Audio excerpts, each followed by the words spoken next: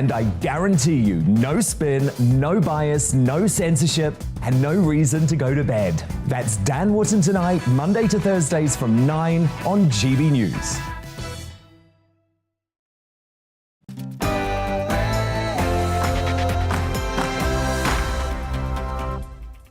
A very good afternoon. Welcome to the Briefing PM, your fix of all the latest political news, debate and analysis here on GB News. I'm Darren McCaffrey, and here's what's coming up over the next hour. We'll have the latest, of course, on the war with Russia and Ukraine, with Russian forces having taken control of a southern city. The fear that they could now cut off Ukrainian forces from the sea. We'll be speaking to MPs here in the UK with the latest developments, but also we'll be speaking to a member of the Ukrainian Parliament. And with the invasion not going quite as smoothly as President Putin had hoped for, and accusations of war crimes by some Russian forces, we'll speak to a weapons expert on the potential horrific weapons that have been used at Russia's disposal.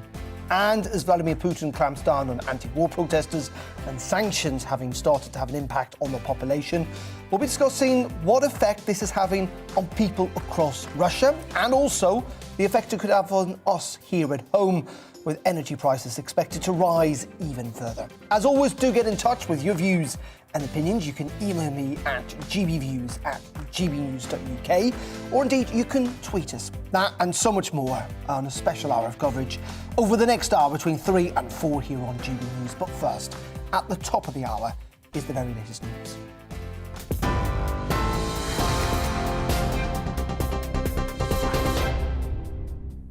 Good afternoon. It's 2 minutes past 3. I'm Rhiannon Jones in the GB newsroom.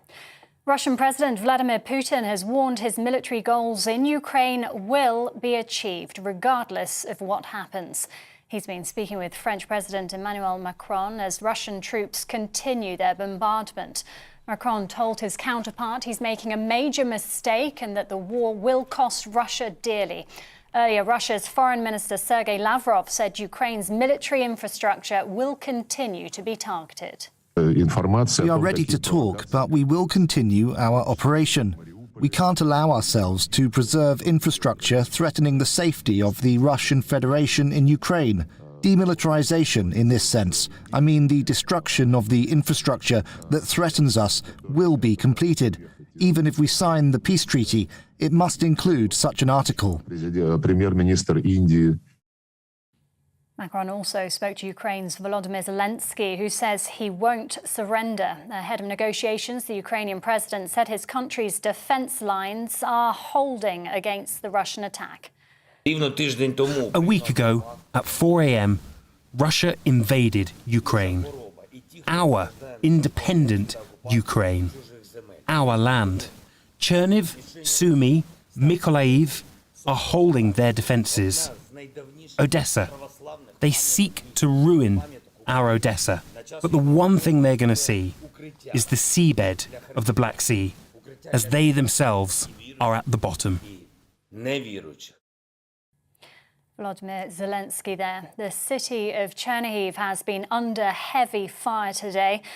This explosion was caught on a dash cam. An oil refinery was also targeted. 9 people were killed and 4 wounded after an airstrike hit 2 schools and houses, according to the city's governor. Ceasefire negotiations between Kyiv and Moscow are now underway. An Estonian-owned cargo ship has sunk off the Ukrainian coast near Odessa following an explosion. The ship's manager says it may have hit a mine. 4 crew members are missing. That as a Bangladeshi cargo ship was struck by a missile at the Ukrainian Black Sea port of Olvia. This video purportedly shows the vessel on fire, posted by the Ukrainian government. 1 crew member has been killed and the Bangladeshi government says rescue efforts are underway to save others. Meanwhile, French customs officials have seized another cargo ship believed to be linked to Russian ownership. The vessel Polariaka was intercepted in the port of Lorient as part of EU sanctions. On Saturday, the French Navy caught a ship carrying cars which was heading to St. Petersburg. Speaking in Lithuania earlier, Foreign Secretary Liz Truss said Russian aggression must be contained. Putin must lose in Ukraine. We're helping Ukraine defend itself. Our defensive weapons from the United Kingdom are now being used to stop Russian tanks. And it's vital at this juncture that we keep our foot on the gas. We've worked with the US, the EU and G7 to cut off funding for Putin's war machine, kicking Russian banks out of the financial system. We've also shut our airspace to Russian planes, and we're fast-forwarding sanctions against Russian oligarchs. But we need to go further. Foreign Secretary Liz Truss. The International Criminal Court is launching an investigation into alleged war crimes. In the largest referral in the history of the ICC, the UK and 37 allies have called for a probe into Russia's atrocities. It follows reports that cluster and vacuum bombs have been dropped in residential areas. Moscow denies it's targeting civilians. Here, the Health Secretary has told NHS leaders to stop using energy supplied by Russian-owned company Gazprom. More than a dozen NHS trusts in England are thought to be using the firm, along with several local councils. Last year, the contracts were reportedly worth £16 million. Sajid Javid has also requested a wider review of any Russian role in supply chains across the health service. The sporting world is also taking action, with Formula One announcing it's terminated its Russian Grand Prix contract. Meanwhile, athletes from Russia and Belarus will not be allowed to compete at this year's Winter Paralympics in Beijing. The International Paralympic Committee has reversed its original decision to allow them to take part from Saturday under a neutral flag. That announcement was met by criticism and the threat of a boycott. The IPC says the situation in the athlete villages has become untenable. In other news, Sarah Everard's family has been paying tribute to her a year after she was murdered by a police officer. In a statement, they say they miss Sarah all the time and have been overwhelmed by the support from the public. Ms Everard was killed by serving Met Police officer Wayne Cousins as she walked home in South London. Voting is underway in Birmingham Erdington by-election, which was triggered by the death of Labour frontbencher Jack Dromey. The former leading trade unionist had represented the constituency since 2010. 12 candidates are standing for the seat, with a result expected late this evening. This is GB News. We'll bring you more as it happens. Now back to the briefing with Darren McCaffrey.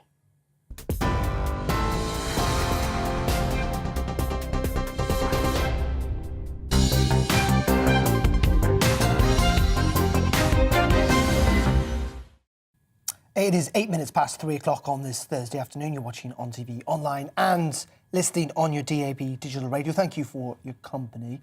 We're now, on day 8 of Russia's invasion of Ukraine. And this morning, the Russian foreign minister yet again ramped up the rhetoric by stating that Moscow would press on until the end and will not tolerate what he said was a military threat from Ukraine. It comes as in the last few hours, Ukrainian officials have stressed that they are extremely concerned that Russia may attack itself in a false flag operation. Much concern about the toll that this is having on civilians, particularly in southern Ukrainian cities, which have suffered heavy shelling in the last day or so. Well, joining me now to discuss all of this is the Conservative MP for North Norfolk, Duncan Baker, and the Albi MP for Kirkcaldy and Cardenbeath, Neil Hanvey. Thank you very much indeed, gentlemen, both for joining us. If I can start, first of all, with you, Duncan. We've seen these images, haven't we? I'm sure you have on your TV, on social media, of the horrific scenes in many parts of Ukraine. Do you feel there is anything more in the immediate term the UK could be doing to try and prevent what looks like and what's been described as war crimes? Well, Darren, it's absolutely terrible. You're completely right. We've now seen this unfold over a week. And it doesn't get any better. It is just absolutely appalling. I think the measures that we are taking clearly are having effect and are biting in terms of being economic sanctions and the humanitarian efforts to try and help as many people in Ukraine to get out as possible. And I think that is the government's sole focus at the moment, of course, along with the defensive options that they've got as well, with arming people in Ukraine to be able to defend themselves and help as much as possible. But you are right. The wider picture is, what more can you do? And the government has been firm. They do not want to get into a situation where that they are playing a role in escalating the situation that could start a further world war. And from that point of view, it makes all of us feel somewhat helpless. But I think we have to continue doing what we are doing. we've seen these sanctions really, really beginning to bite. We have to accelerate the programmes to support refugees and help them come to the UK, and as much as also go to other EU countries. And we have to give the Ukrainians every possible tool that they need to help defend themselves as well. Neil, do you feel helpless when you look on at what's happening? Well, I think it would be, it would be. Yeah, I think the short answer is yes, I do, because we are in a very difficult position because we can't take the action that feels natural to go in there and to actively defend, because that would, as Dan just said, would escalate into a third world war, and that is something that none of us want. But as I said, we had a fantastic meeting last night, a very moving meeting with the Ukrainian ambassador in Parliament, and as I said to him last night, no grudge, no grievance, no ideology, however chronically embittered, justifies what is being visited upon the people of Ukraine, and really in the eyes of the world, Putin has already lost. So it's I hope that there are voices inside Russia that are speaking to him, or at least talking to each other about how they de-escalate this dreadful, dreadful situation, the loss of life and the way that it's been caused with, clear breaches of international law, war crimes. It's absolutely heartbreaking to see this. Heartbreaking indeed, and we're looking at some images there that seem to be Russian troops in some of the southern cities of Ukraine. One of the things, of course, the UK government has made much noise about, and rightly so, are, Duncan, the sanctions that have been put in place in regards to Russia itself, but also to some of the oligarchs who are supportive of Vladimir Putin. But we hear that actually many of these sanctions won't come into place for weeks, maybe even months, because the Foreign Office and others have not got their act together. That's simply unacceptable, given the fact that it's been Britain's intelligence agencies who've been talking about this invasion for months. Yeah, I think that's a really astute observation, and it was a key theme of the sanctions debate that took place yesterday. No, not yesterday, the day before, Tuesday afternoon, and there have been very helpful suggestions, particularly from Chris Bryant, about how we can read into the record using parliamentary privilege, various elements of actions that we can use to both deal with the legality of the situation, but also to target oligarchs and other people connected to the Putin regime in a way that is much more effective and much more rapid than is currently being done. And one of the real frustrations is that the 30-day period between the enactment of the sanctions and the actual they come into effect is allowing assets to be removed from the Russian banks. Now, there's an argument that the UK interests need to be able to remove their assets so that we cushion the blow on legitimate business that is connected to these banks. But surely there's some way to disaggregate that. And I think, without being critical of the government, I think everybody's working furiously hard to try and deal with this. And there needs to be a greater speed at delivering some of these sanctions. And I hope that we're able to do that, to drive this mechanism of de-escalating the conflict forward at speed.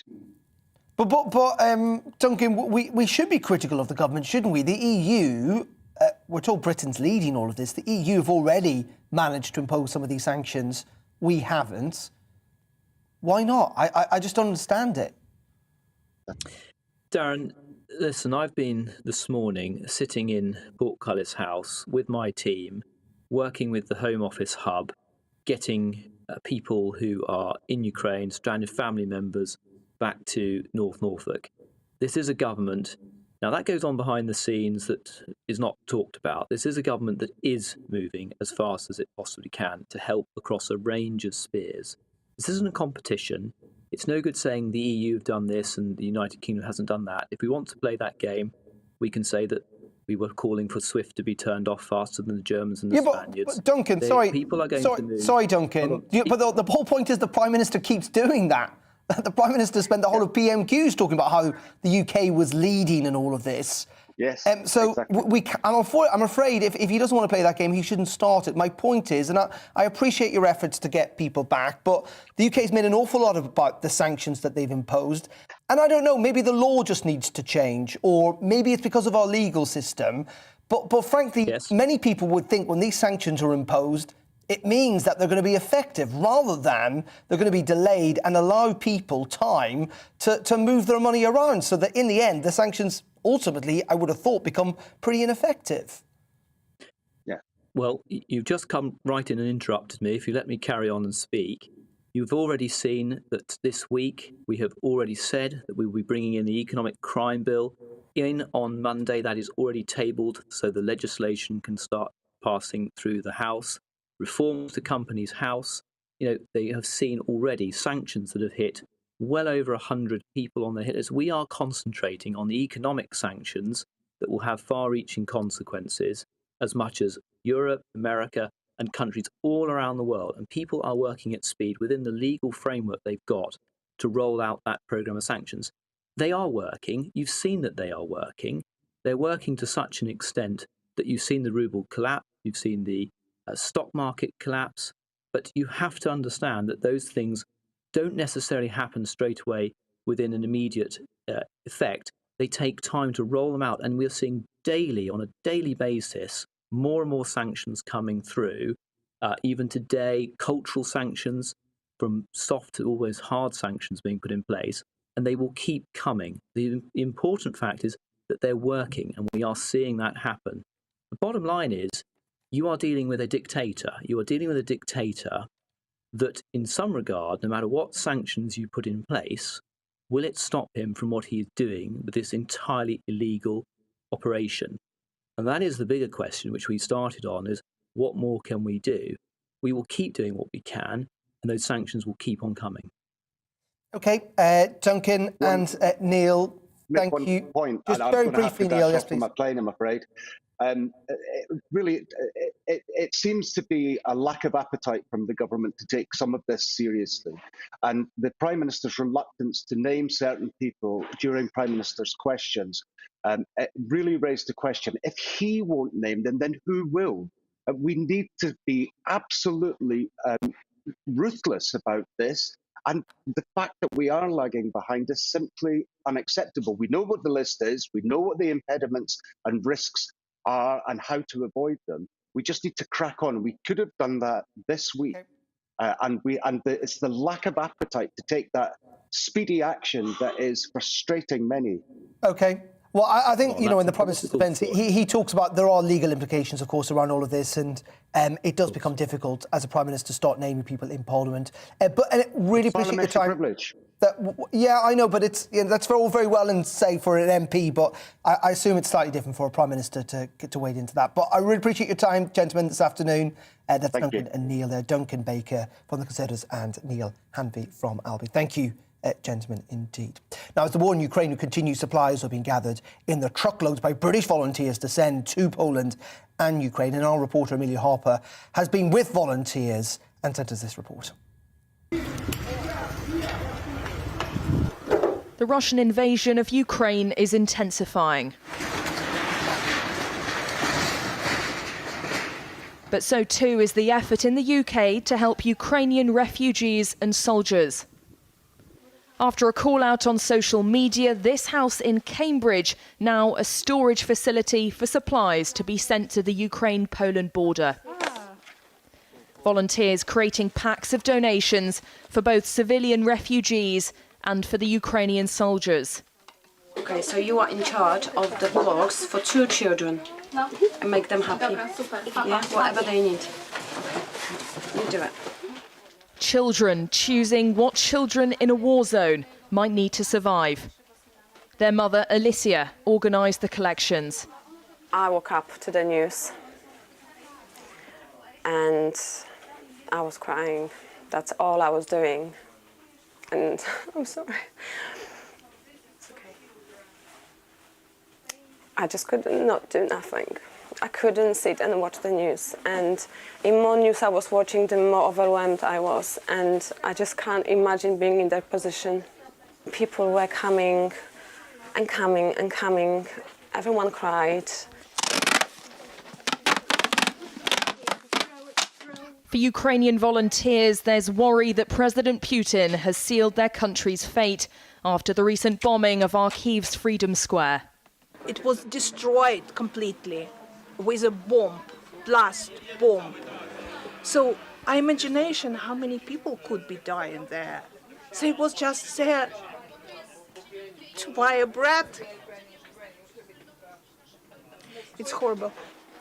From here, supplies will be driven to refugees on Poland's border with Ukraine.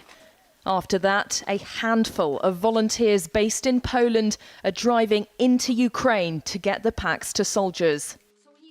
So it took us around 2 hours on the way to Ukraine. On the way back, we were actually escorted by the police force, Ukrainian police force, to get to the border as fast as possible. So we skipped all the long queue, which is around 30-40 kilometers. There were checkpoints every 4-5 kilometers. There were actually fireplaces with the big barrels where they were putting stuff inside to just burn them. And because it was -7 degrees. From volunteers in Poland to volunteers here in the UK, the need to help others is uniting communities across Europe. Once someone smart told me that if you save one person, you're going to save the whole world. If helping isn't what makes you human, then I don't know what is. Amelia Harper, GB News, Cambridge. OK, we're going to pause there on GB News. Coming up after the break, we're going to speak to a weapons expert on the allegations that Russia has committed war crimes in Ukraine. That in just a couple of minutes. But first, let's over to the Met Office. We've got the weather looking pretty damp in many parts of the country this weekend.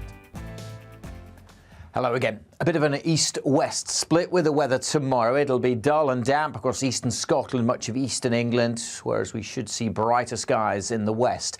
Today, we've had kind of a three-way split with this weather stagnating down the spine of the country. If you've been stuck under that, it's been a wet, pretty grotty day, and it isn't really moving very far very quickly. The rain should be petering out overnight across parts of Wales, but lingering over the Midlands, up through much of northwest England into eastern Scotland.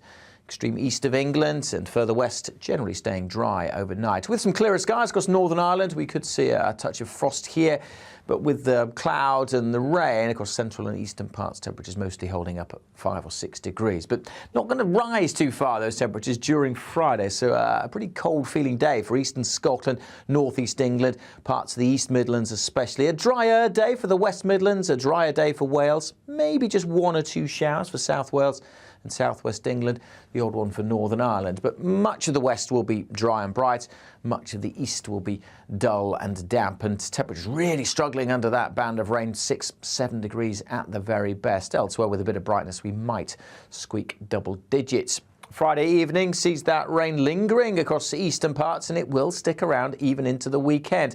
Clearer skies for Scotland and Northern Ireland may mean a touch of frost to start the weekend here, but we should see plenty of sunshine on Saturday across Scotland and Northern Ireland. Southeast Scotland, though, dull and damp, and that rain likely to stick around over parts of the Midlands, eastern England throughout Saturday, and again have a big impact on the temperatures. Under that rain band, 5-6 degrees, going to feel pretty bleak, but even elsewhere with some brightness, only 8 degrees in Glasgow and Belfast. So it is turning colder this weekend. Most places looking dry on Sunday with some sunny spells, but an easterly breeze making it feel even colder.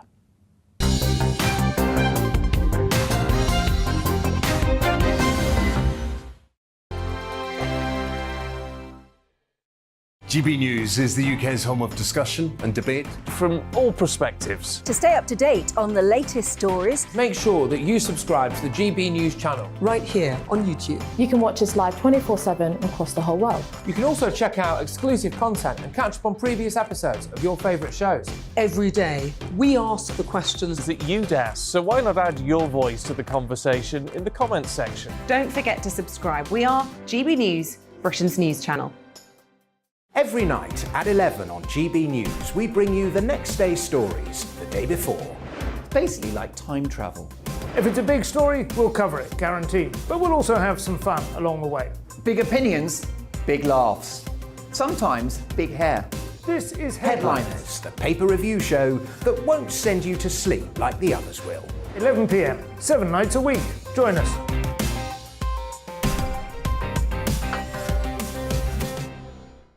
Hello there, I'm Eamon Holmes. And I'm Isabel Webster.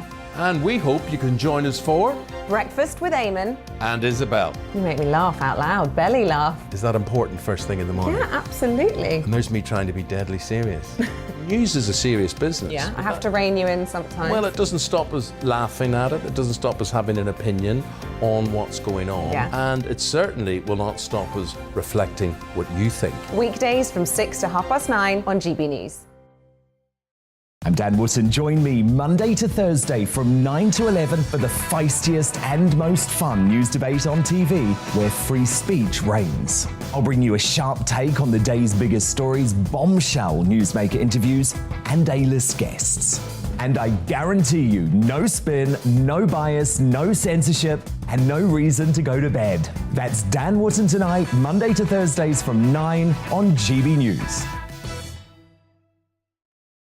My name's Tom Harwood, and every weekday we bring you The Briefing live from 9:30 a.m. The stories, analysis, and live debate that you need to hear. Quite right, Tom, of course. Was this something that had been considered at all? Difficult to answer. Gas-guzzling helicopters circling. Noise is being made here. Joe Biden walking out. Thank you very much for joining us. Don't miss it. The Briefing with me, Tom Harwood, Monday to Friday, 9:30 a.m. on GB News.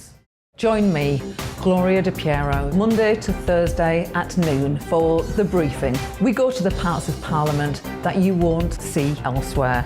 Plus, there's exclusive interviews with MPs from all parties. But quite often, they paper over the real truth. Why does a working class lad like you join the Tories? That's a good question.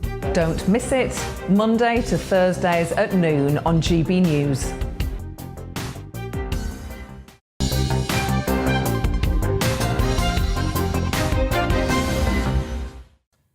Very welcome back to The Briefing here on GB News, 27 minutes past 3 o'clock on this Thursday afternoon. Lots of you been getting in touch, gbviews at gbnews.uk. Michael says Putin has seen Donald Trump try to destroy democracy in the United States.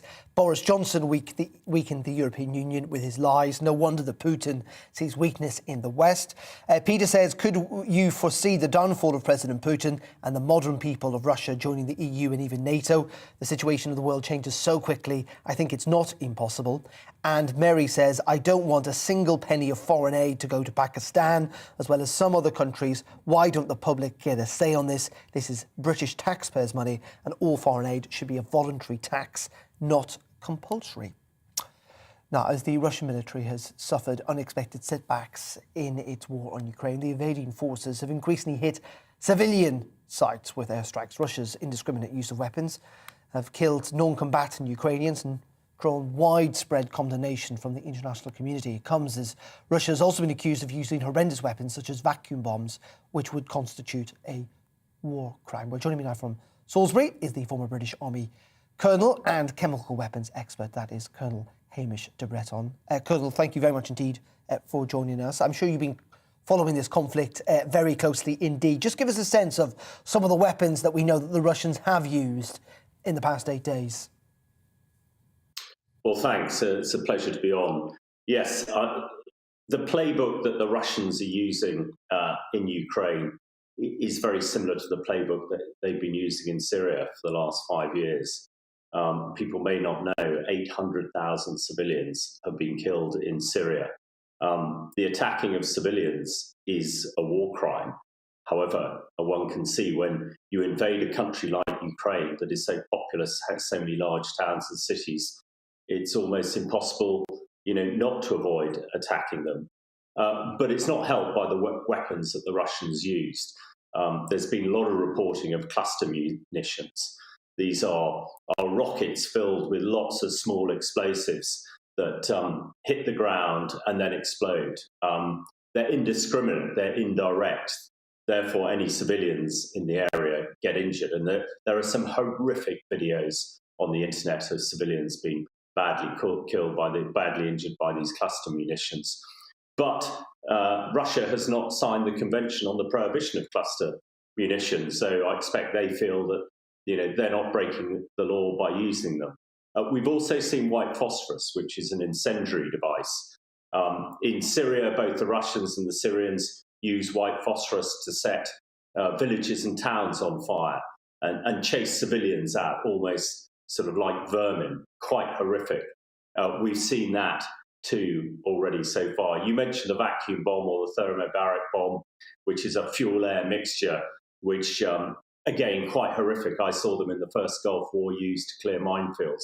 They're absolutely not designed to be used in civilian areas because they create huge amounts of casualties. And of course, Putin has threatened to use tactical nuclear weapons, which would be completely beyond the pale. He's seen the Syrians use chemical weapons frequently in Syria, which have been very successful. And I think we need to be on the lookout for that as the battle for Kyiv starts, because in Syria, chemical weapons have been incredibly effective in fighting in towns and cities. And when we ignored the Obama red line in August 2013, it sort of gave free rein to every dictator and despot to use these dreadful weapons. So it is a shocking indictment of what's happening at the moment. And we must make sure that we hold him to account and hold the Russians to account when that eventually happens. And just in regards to the potential battle for Kyiv that, could play out at any time, I suppose, there is this massive military convoy, isn't there, some 15, 20 miles north of the centre of Kyiv. Do we have to assume that the Ukrainian Air Force is now all but obliterated, given the fact that you would have thought that would be an easy target to hit from the air? Yeah, Darren, I've been looking at it very closely today, and it is bizarre, this 40-mile convoy.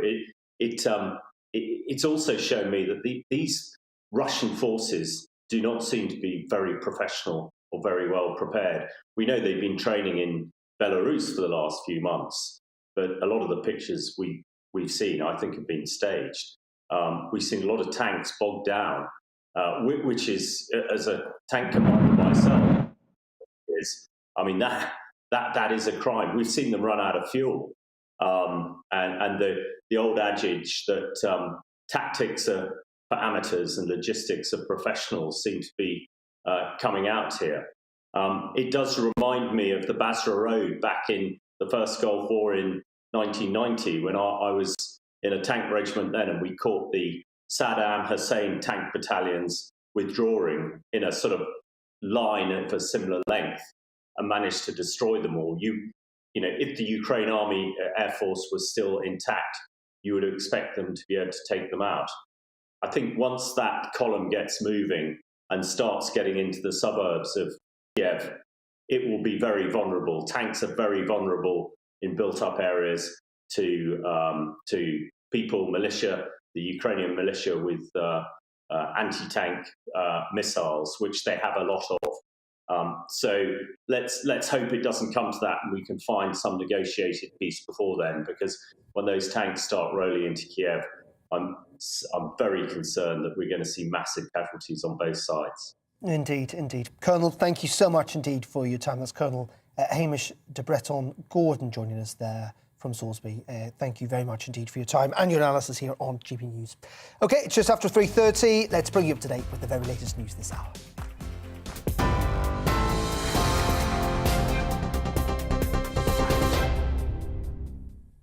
It's 3:34. I'm Rhiannon Jones in the GB newsroom. Russian forces are trying to create a blockade around the Ukrainian port city of Mariupol, attacking rail links to prevent civilians from evacuating.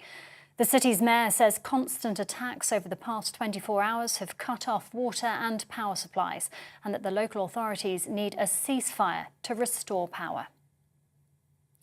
Meanwhile, talks between Ukraine and Russia have started. That's according to a Ukrainian presidential advisor. He says Ukraine wants to agree to an immediate ceasefire and humanitarian corridors to allow civilians to leave. Ukraine's Volodymyr Zelensky says he won't surrender.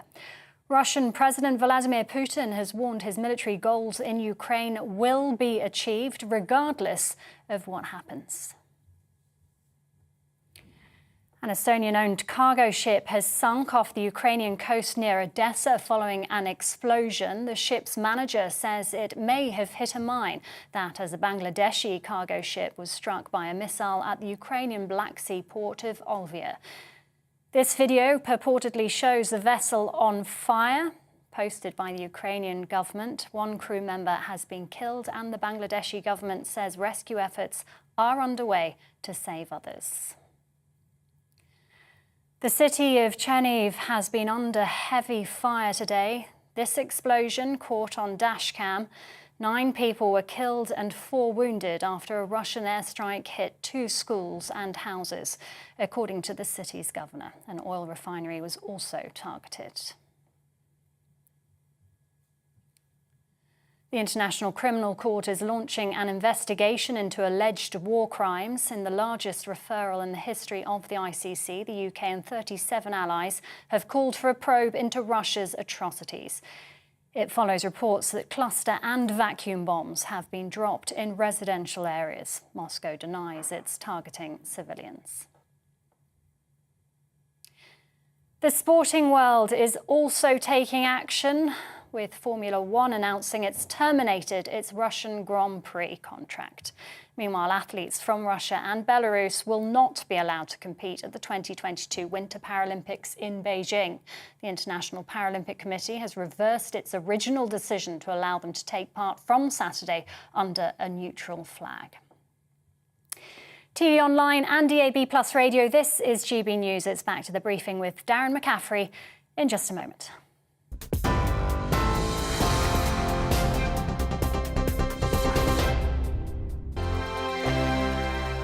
GB News is the UK's home of discussion and debate from all perspectives. To stay up to date on the latest stories, make sure that you subscribe to the GB News channel right here on YouTube. You can watch us live 24/7 across the whole world. You can also check out exclusive content and catch up on previous episodes of your favourite shows. Every day, we ask the questions that you'd ask, so why not add your voice to the conversation in the comments section? Don't forget to subscribe. We are GB News, Britain's news channel.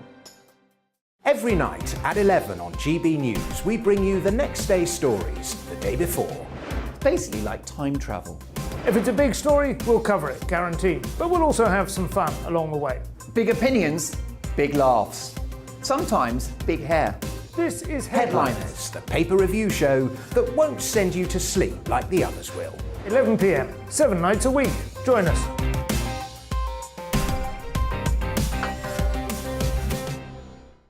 Hello there, I'm Eamon Holmes. And I'm Isabel Webster.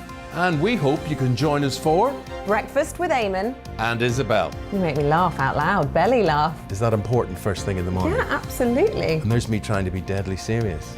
News is a serious business. Yeah, I have to rein you in sometimes. Well, it doesn't stop us laughing at it. It doesn't stop us having an opinion on what's going on. Yeah. And it certainly will not stop us reflecting what you think. Weekdays from 6 to 9:30 on GB News. I'm Dan Wootton. Join me Monday to Thursday from 9 to 11 for the feistiest and most fun news debate on TV, where free speech reigns. I'll bring you a sharp take on the day's biggest stories, bombshell newsmaker interviews, and A-list guests. And I guarantee you, no spin, no bias, no censorship, and no reason to go to bed. That's Dan Wootton tonight, Monday to Thursdays from 9 on GB News.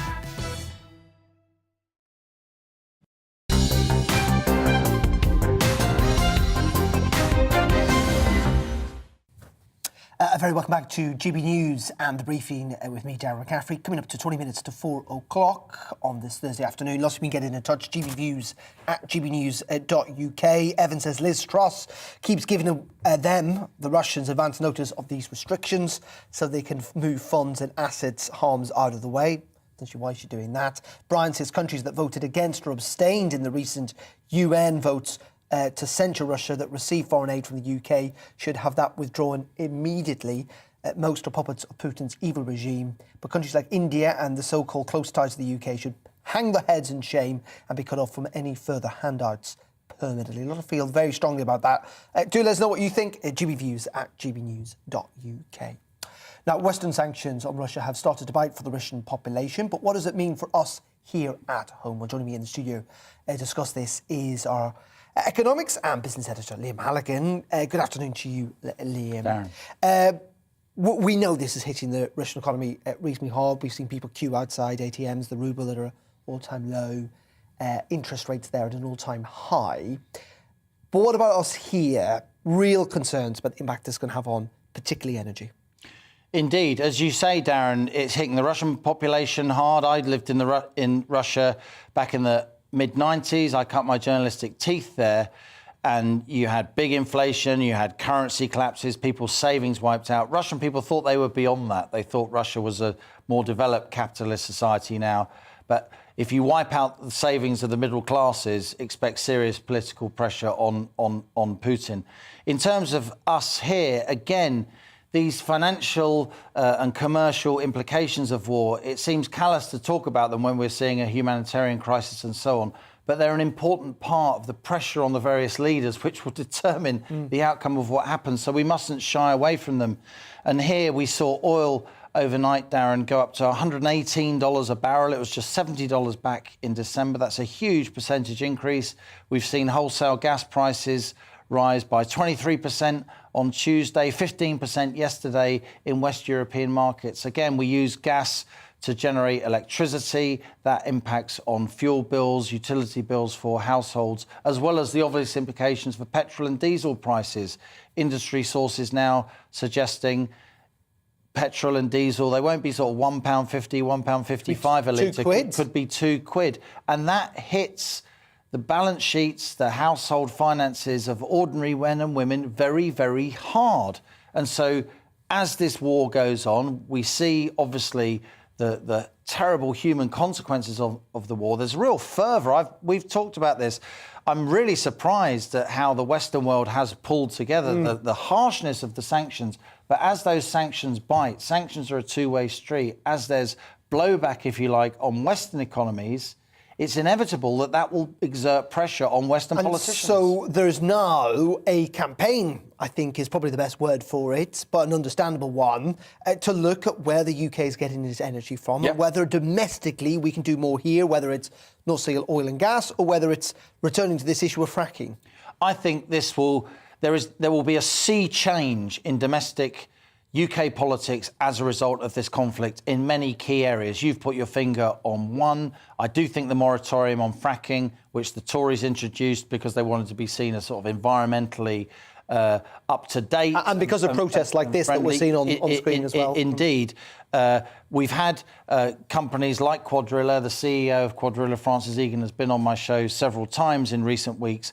Quadrilla has begun to survey sites where fracking could happen. They've spent millions of pounds. They've employed hundreds of people, particularly in parts of the UK that need those well-paid industrial jobs in the so-called Red Wall. That moratorium then came in 2018, and so those activities stopped. But there are still companies who want to frack here in the UK in order to exploit those so-called shale deposits, particularly of gas. Similarly, in the North Sea, the government has rowed back on giving licences to explore certain oil and gas fields in the North Sea, to develop them, to extract oil and gas that we know is there. I think that will now change. And also on defence, Darren, I was talking to Sir Richard Dearlove just the other day. He's the former head of the British Intelligence Service. He used to run MI6. He's saying that he thinks the British Armed Services will grow at least 10% as a result, maybe more, of this conflagration between Russia and Ukraine. And it's fascinating, isn't it? And this is not just going to be here. And people may well welcome an increase in defence spending, given the fact that many feel it's been cut back too much. But that obviously has consequences on other budgets too. It does. For years, the focus has been on the NHS. The NHS needs more money. But now the UK defence budget, I think, over the next 5 to 10 years, these things take time, will probably expand from 2 to 3% of GDP. We're seeing the Germans, for the first time in our lifetimes, Darren, committing themselves to a much bigger defence expenditure. 100 billion euros. Germany's the world's third biggest economy. If it increases defence spending by 1 or 2 percentage points of GDP, that is massive. Absolutely massive. This is the first time this has happened since the fall of the Berlin Wall in 1989, something I'm old enough to remember. I was there when it happened. And since then, the emphasis has always been on less military, the peace dividend, winding down our armed services. Not anymore. Yeah. Liam, really appreciate that. Liam Halligan, our business economics editor, with his analysis of what it's all going to mean for us. Well, let's now head back across to Ukraine. I'm sure everyone's seen the images of the Russian attack on a TV tower in Kyiv earlier on this week. Cut off vital sources of information, didn't it? And also led to the death, very tragically, of the first journalist to die in this conflict. But information is said to be a key part of Russia's plans to annex Ukraine altogether. We're delighted to say we're now joined by a Ukrainian TV host, that is Katerina Fedotiko, who is joining us from Lviv, the city in western Ukraine. Thank you so much indeed for joining us. Just give us a sense of how difficult your job has become, telling people, really important during war, of what is happening in your country. Well, it is. I would like to start it with traditional words here in Ukraine. Glory to Ukraine, glory to Ukrainian armed forces, and to all the people who are fighting for us, for our country. And about our job, it has changed, of course. I would like to show you what do we show on our TV channels, because as you know, here in Ukraine we are all united. We have one common ether with which is broadcasting all day and all night on every TV channel in Ukraine. So which channel would you choose? Yeah, there is the same picture. It helps us because, you know, in terms of war, we have to be careful and we have to be safe as much as it's possible to give the information to people. It helps us to be and to work more efficiently. So there is not any competition between media. We are doing the same job because it's about Ukraine and it's about the future of our country. And as you have already mentioned, our journalists have died a few days ago. I think it was the day before yesterday. They are Russians. They are trying to disconnect us from the world. You have heard and you have told that they were shelling on our TV tower in Kyiv. 5 pedestrians have died and the journalist was among them. So they wanted to destroy the TV channel, TV signal, so then our people wouldn't be able to get the information and they would be more scared. But we still work. We have fixed it everything as we could in terms of war, but you know, our people now, they still can get the information, the news from us. But today, for example, we also had some problems with our YouTube translation for a few minutes, and that's what Russians doing with our journalists, yeah, and with the truth which we want to share the world about what's really happening in Ukraine. Talking about Sorry to interrupt. Clearly, you know, during war, I think it's fair to say there is propaganda, maybe understandably, on both sides. Of course there is. In normal times, journalists are quite critical of governments, aren't they? Their job is to hold them to account. Is that still possible for you and your colleagues to hold the Ukrainian government to account and to try and find out what the real truth is? Because, of course, governments in war will tell people certain things. Well, you know, our journalists, they are working all over the Ukraine in each region. So we are telling the official information from our government, of course, and also we can see the damaged cities with our eyes. Yeah, our journalists, they are working in Kharkiv, which is one of the most damaged cities in Ukraine. But there are a lot of cities which are damaged. So our journalists, they are trying to show the real picture, what is going on.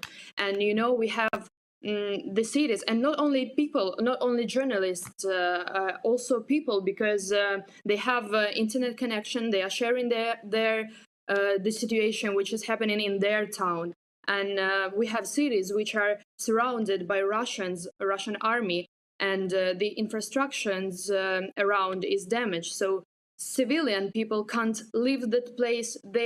There is no electricity, there is no more food or water, and they are begging for green corridors and for leaving this place, or at least to get some food. But Russian soldiers, they don't care, and even the Red Cross is silent, that our general prosecutor said. So as far as we know, this minutes, they are having negotiations, our delegation and Russian. So the member of Ukrainian delegation, the Ukrainian group, he said that the first thing we'll try to agree is green corridors. Okay, yeah. I don't know if those negotiations, as you say, I think are happening, aren't they, on the Belarusian Ukrainian border? Katerina, we're going to have to end it there, I'm afraid. Thank you so much for your time. Stay safe to you and your colleagues as well. Take care. Thank you so much indeed for joining us. Now, we're going to move on to a different story just before we leave the programme today, and that is because new polling commissioned by Lord Hodgson has shown that there's been an overwhelming majority of the country that's concerned about increasing population. 9 million increase in the UK's population in the last 25 years, that's according to the Office for National Statistics, and they suggested a further 3.9 million will be with us by 2045, and that less than a quarter feel that the government has a plan to tackle it. Delighted to say that Lord Hodgson joined us in the studio. Is this something we should be concerned about, increasing population?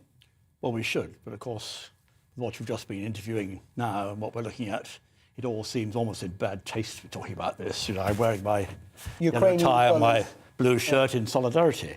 But just remember that 9 million people means four cities the size of Manchester. 4 million people means not quite 2 cities the size of Manchester. And that's going to have a big impact on countryside, ecology, environmental stuff. And all sorts of things that we haven't been thinking about until just now, which is that we grow less than 50% of our food. And you are watching a country be trashed which grows a third of the world's wheat. Indeed, and who is going to... I suppose the key problem is the UK population has increased, hasn't it? But we've heard conversely in recent times real concerns that it's actually potentially going to fall, that it's not going to grow, or it's certainly not going to grow as much, in the fact that the fertility rate in the UK is now really down. Yes. I think it's 1.6. Yes. Needs to be 2.1 to replace where we're at. So a bit like the rest of Western Europe, a bit like Japan, actually we might start seeing a falling population, that these trends in some ways might be a little bit out of date. Well, they could be. And of course, but the real issue, of course, is what level of increase in population can we successfully assimilate and work with? Yeah. Because have we not done that, though, with that 9 million people? I mean, the country seems to function relatively fine. Well, if you go and talk to people, say, who are on 0-hours contracts, if you go and talk to people in the minority communities locked into low-paid, low-prospect jobs, if you talk to people aged over 50 who find it hard to get a job at all, they would say that actually the way the economy is run for them has not been entirely satisfactory. But I could turn around and say, well, there's a record number of job vacancies across the country at the moment, and that those things are not confined to highly populated or highly density countries. No, but do you know what the definition of employment is, the ONS, is 1 hour of paid employment a week. Now, if you can live on 1 hour of paid employment a week, you're a better man than I am. But I suppose there is an overall argument, and I say this because I was listening to a podcast earlier on today where Elon Musk of Tesla was arguing that he thinks there's going to be a population collapse across the world, that, you know, these low fertility rates are not just now found in the West, but also actually in lower and middle income countries. Are you concerned at all? Well, let's distinguish the world from the UK. Yeah. The world's population is expected to peak at about 2065 at 2 billion above where it is now. Yeah. So 25% more than it is. So if you're a tiger, just find a zoo quickly, because most of your space is going to be taken, you know, open space is going to be greatly reduced. In this country, because for all sorts of reasons, good reasons, this is a very important destination of choice for people. It's a place where the labour market is quite free. Yeah. There's non-contributory social security and health system. You have rights of family resettlement. Yeah. You learn English. But let me just be very, very briefly, we've got 30 seconds, but the most successful, outward-looking, cosmopolitan, world-leading place we've got in this country is London, and it's also the most highly populated and highly densely populated part. Well, that's right. I mean, of course, the cities are densely populated. I mean, we'd all go and live in Hong Kong. But I don't think the country as a whole wants to live in Hong Kong. Okay. And the Londoners want open space. Okay, Lord Hodgkin, thank you so much indeed for joining us. Really appreciate your time and your thoughts on that. Well, that is it from me for today. We'll be continuing coverage, of course, from Ukraine and the latest emerging from there over the next couple of hours and, of course, throughout the weekend here on GB News. Don't forget, Tom is back at 9:30 tomorrow. We've got Isabel Oakeshott at 12 and Arlene Foster at 3 tomorrow afternoon for the briefing. Up next, it's Colin Brazier with Brazier 426. But before all that, bring you up to date with the